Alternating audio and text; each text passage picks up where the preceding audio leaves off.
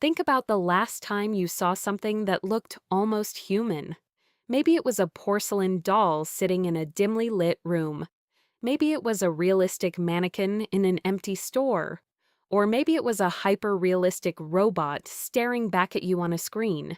You look at it, and instantly, something inside you feels wrong. The hair on the back of your neck stands up. Your stomach drops. You feel a deep, sudden sense of absolute dread. You know it isn't real. You know you are safe. But your primitive brain screams at you to get away. Science has a name for this. It is called the Uncanny Valley. It is a psychological phenomenon where things that appear almost exactly human, but not quite, trigger profound involuntary revulsion. We brush it off as just being creeped out. But psychology alone doesn't explain the sheer physical terror you feel.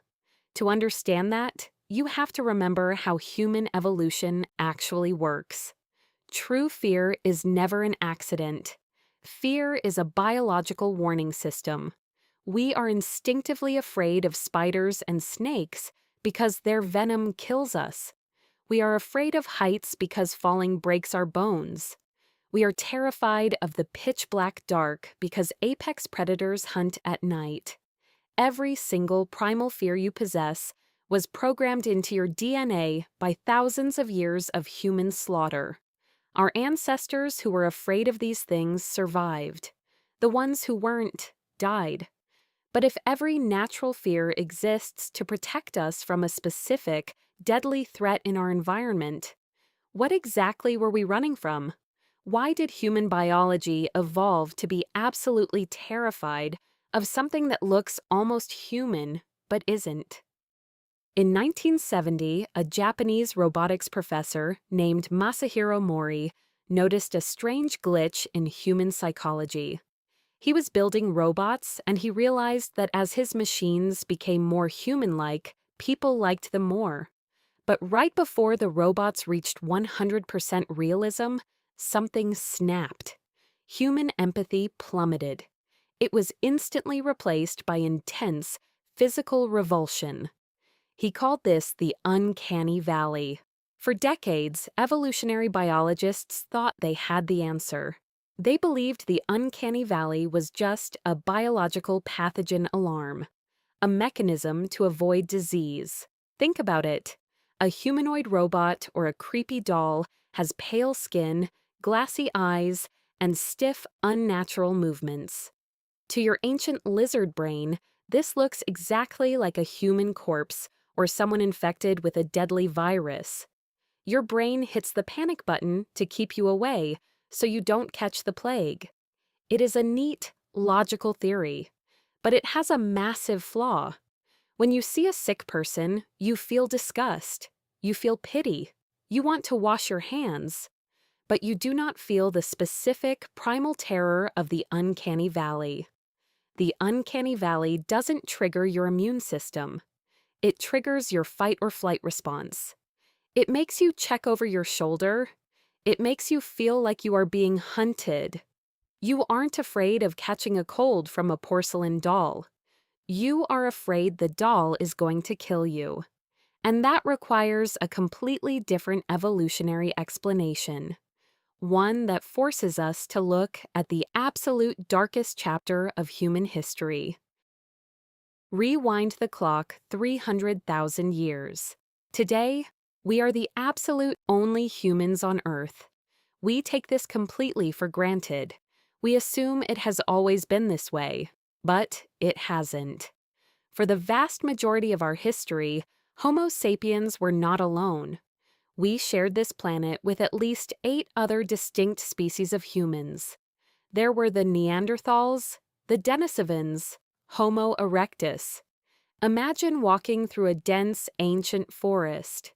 You hear a branch snap. You look through the trees, and standing in the clearing is a creature that walks upright on 2 legs. It wears animal skins. It holds a sharpened spear. It looks like a member of your tribe. But as it steps into the light, you see its face. The proportions are wrong. The brow ridge is too heavy. The jaw is too wide. The eyes are just a little too far apart. Its movements are stiff, heavy, and deeply unnatural compared to yours. It looks almost exactly like a human, but, with absolute, terrifying certainty that it is not. These other human species were not just our distant cousins. They were our apex competitors. They hunted the exact same animals. They wanted the exact same caves. And they were incredibly dangerous. A Neanderthal, for example, was shorter than a modern human, but packed with incredibly dense, thick muscle. In a brutal, unforgiving world, a split second of hesitation meant a violent death. Our ancestors had to evolve a hypersensitive facial recognition radar. They had to instantly distinguish their own tribe from a deadly rival species. If you saw a face in the brush, your brain had to run a terrifying split-second calculus. Is it a human, or is it something else? Any feature that was slightly off, stiff limbs, a strange gait, an asymmetrical facial structure, triggered an immediate, explosive survival alarm in the brain. The Uncanny Valley is not a glitch in modern technology. It is an ancient, biological weapon. It is the echo of a forgotten war. Today, those other human species are gone, every single one of them. We are the last apes standing. We like to think they simply faded away into history. But the archaeological record tells a much darker story. As Homo sapiens spread across the globe, every other human species systematically went extinct.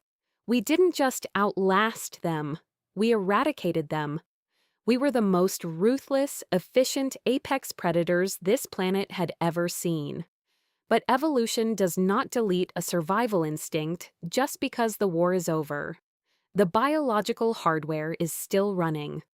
So today, you sit in a safe, modern room. You look at a porcelain doll or a digital avatar or a humanoid robot, and that ancient alarm inside your brain starts screaming. You feel a primal dread. You feel like you are being hunted.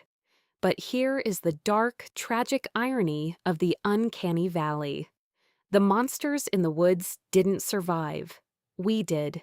When you feel that sudden, cold terror looking at something that is almost human, you are feeling the echo of a ghost. You shouldn't be afraid of the creatures that triggered the alarm. You should be terrified of the species that wiped them off the face of the earth. You shouldn't be afraid of the things that look almost human. You should be terrified of us.